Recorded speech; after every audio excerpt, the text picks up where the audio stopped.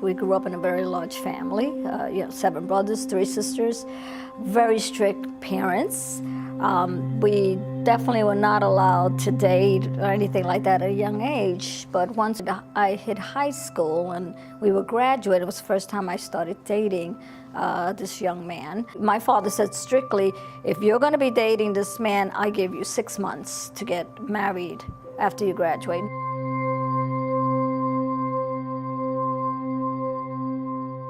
We were very young. I realized we were 19 years old. By the time we did get married, we're 20 years old.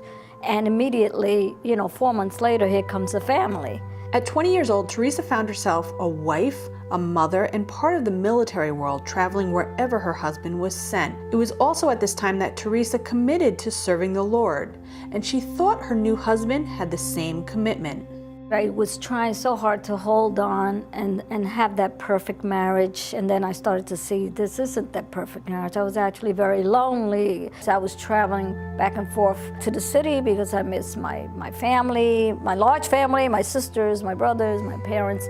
But then as I was traveling, I realized, I found out that he was cheating and he was having affairs. Her unhappiness continued for 16 years as she tried to make her marriage work. That included expanding the family, but the marriage was still doomed. Finally, when I brought it to his attention and we talked about it, are you having affairs? Do you want to be married? And he was absolutely, you're a wonderful wife. I want to be married to you. I want, we have our children. And right there comes number 3. So that was devastating because now I'm realizing things are falling apart, but here I am pregnant again. Finances were tough, and Teresa felt that something was just not right, and her worries were fully realized. There was times I was trying to reach him, I couldn't reach him. He kept saying, you can't reach me when I'm working, whatever. So finally, one of the young men told me, listen, Terry, I want to tell you the truth. He's been having an affair, and this woman always comes to the job, and I have to say that I was totally devastated. And I remember that I was like dead, like I felt so empty inside. And I remember going into my hotel room, and it just was this sobbing that just started, and it was uncontrollable sobbing, and cried, until I felt like I was gonna explode, and all of a sudden I felt the whisper, shh, in my spirit, and I heard, be still.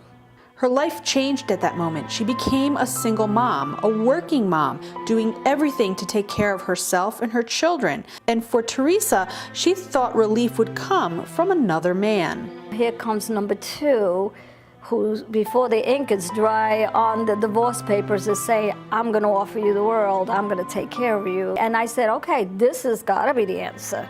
This has gotta be, God is just bringing me another husband right away, and he said, I'll love your children, I'll take care of them, I'll give you a house in Poughkeepsie, which we did get.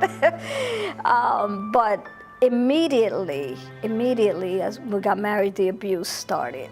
The verbal abuse and intimidation began on the honeymoon, and it continued daily for years. He would call me names, he would curse at me, he would belittle me. For 1 minute, then the next minute he's crying and saying, you're the best thing that ever came into my life. The problem is I've never had children. I've always wanted children like you have, and can you give me children? Now I'm 40 years old, I'm gonna be 41, and I didn't even know if I could have children. Well, guess what?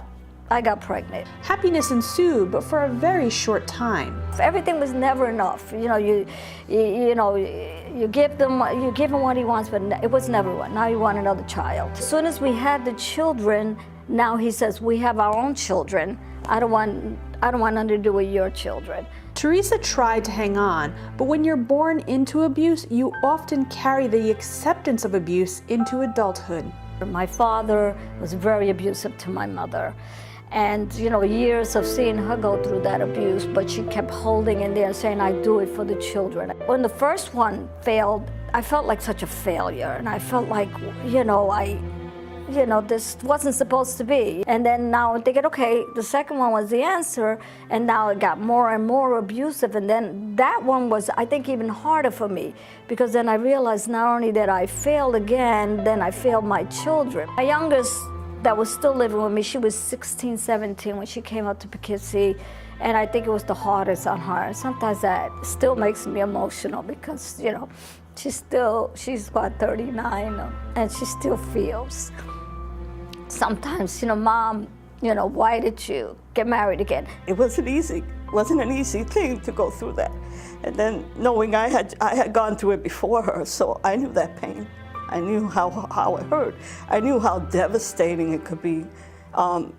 Coming to the point where you want to get on a plane and go to Timbuktu so that you don't have to speak to anyone and tell anybody your whole problems. Everything you're going through, the shame, the embarrassment. As the years went on, and I realized I got to go through this divorce, I went through counseling, I went through praying, I went through really studying and preparing myself to show this man that I was such a perfect wife. The house was spotless. You could eat off the floor because he was always into that spotless thing. And that was okay. The kids look beautiful. You can't work because he was very jealous. You stay home. So now he took my job away from me, and I'm home. But all the time I was running out the door just to keep my kids, safe when he would get angry about the smallest things. He would get angry about and start cursing me out if I wrote a check a little crooked. It was just so many things that he would get upset about. Teresa decided it was time to file for divorce, and she was again a single mother and in desperate need of income to support her kids. With no college or trained skill, Teresa got a job as a laborer for the telephone company, laying wires. I need to do whatever it has to take to start all over again with my children by my side.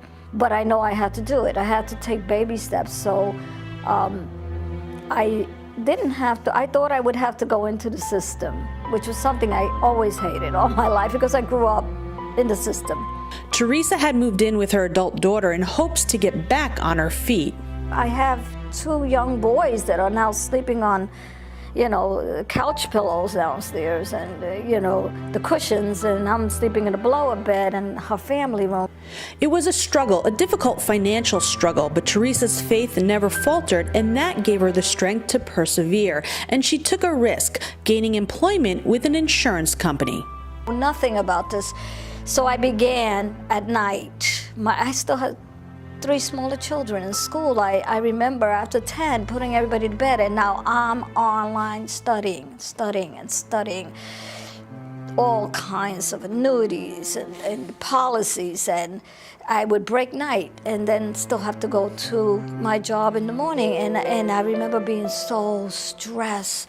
I gotta do this, now I was really stressed. If you think I was stressed in the past, I was stressed because if I don't get this license by this amount of time, I might lose both my jobs. The emotional toll of a broken second marriage and the uncertainty of all that was before her brought Teresa back to that peace she had experienced years ago, and she put herself in God's hands. The good thing is that both her and myself began a relationship with God very young. And in those whole trials, when she went through that, I know she grabbed a hold of her God. And as she grabbed a hold of the God of her childhood and began to see the Lord's healing power of her life, Teresa found other women, lots of other women who were going through similar pain. Those women were drawn to Teresa's strength and testimony, and from there a ministry was born. Even though most of us were still married at the time, through the years we all ended up divorced or widowed or just single moms. And it was an awesome blessing because we realized that even though we came from different backgrounds, different ethnicity groups, we were the same. We were going through the same, and so were our children, and it was difficult. When we started, meeting, there was a lot of hurts, lots of resentment, a lot of men hating. First, it's like empowering, but it's empowering through gentleness, love, the Word of God, know who you are. We are women that now all work because we're going through divorces or separations or whatever, and now our children are lost because they don't identify with married, they don't identify with single yet. They miss that, family. So I said we need to do things with our children. We're gonna support one another. We're going to babysit one another's kids when one has to be out of work or one has to go to court. I realized they needed that support too, because I remember when I went, I was terrified to have to see my former very abusive husband giving me the look like, when till I get you? And I needed somebody just to say, you're okay, you can do this. So we started doing that. When the women started going through, having to go to court, moving out of their house, losing homes. As we kept meeting and as we kept growing in the things of God, we realized this is not about man bashing, man hating. It's about a lot of healing that needed to take place. And as the emotional and spiritual healing was taking place in Teresa's life, the task now was to believe she could succeed in the daunting workplace and survive alone. It was scary because I had to take a state test. This is to become a benefit consultant in the health insurance industry. All of a sudden, management approached me, upper management. I'm going, there's a lot of suits here today. What's going on? And so we want to speak to you. I'm like, why would you want to speak to me? They said, well, we noticed that as you're out there doing what you do, you've been giving a lot of referrals to this side of the company. And they happen to all clear. He said, not one or two, but every one that you've recommended, which shows us that you're very good at that side, at that line of the business. What kind of money you make at this time, and it was your standard in the 40s or whatever. And the guy kind of laughed and said, well, you can be making in 6 figures. And I thought I was going to die. I was like, oh no, I could never. I said never because, again, I saw myself as somebody that, was not able to make that kind of money. I always felt I should be at this level. But slowly, Teresa and all the women began to see that God did not see them that way. One of the scriptures I was very drawn to was Nehemiah. I was reading Nehemiah, and I remember I was a young Christian when I joined the Bible study and met these ladies. So I was growing in the faith. Quickly, God spoke to me and said, as each family was building their walls in front of their homes, that's what we were doing. Teresa says, indeed, God did rebuild the walls with her God, with her work, including with her present husband, who has been one of the biggest surprise blessings of her life. I'm doing great. The kids are doing good. I ended up buying a brand new home, which, it was a surprise to all of us, to me, to my children, who one day they came into this home. I brought them in there, house brand new. Nobody's ever lived there. And they were running around in the shiny floors, sliding. And they said, wow, Mom, why are we in this house? This is nice. Who does this belong to? And I pull out the case, it belongs to us. It makes me cry.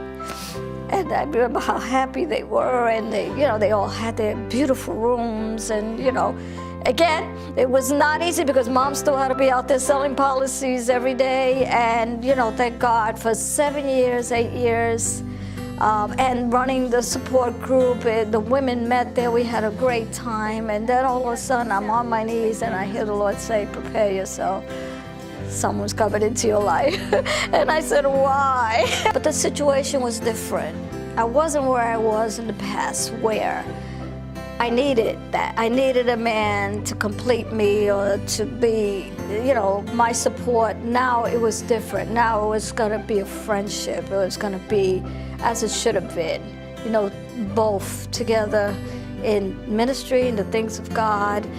And there wasn't all that tension. It was more of a union and a friendship. The main thing of telling any of my women is that Our dependency is first on God. You know, our strength is in Him. He makes us who we are. He makes us complete. And then He brings the people alongside us that should be alongside us. Jesus, nothing else matters. Know who God has called you to be, you know, a woman of noble character, of strength, and everything else will fall into place in its timing, in the right place, the right time.